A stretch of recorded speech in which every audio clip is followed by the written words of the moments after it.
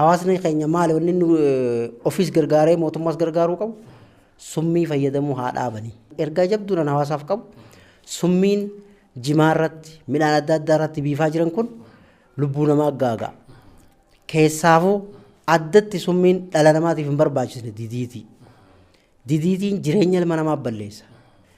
Ilmoo ati dhaltu ilmoo ati nakaa keetiin dhalte gaafa mana yaalaa geessitee DNA kee ilaaltu ilmoon keetii fi ati garaagarummaa qabdu jechuudha.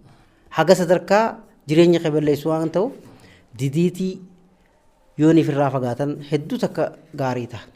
Didiitii irraan fagaatan taanaan ammoo yeroo amma nuti jirru kanarraa dhala 6 yookaan 7 gaafa achi lakkooyte nama qaama miidhamaatu uumama. Yookaan ija hin qabne yookaan gurra hin qabne yookaan miila hin qabne uumama. Kun hundinuu maali? Hammeenya didiitiin qabdu waan ta'eef didiitii hawaasni keenya marti nu karraa fagaatu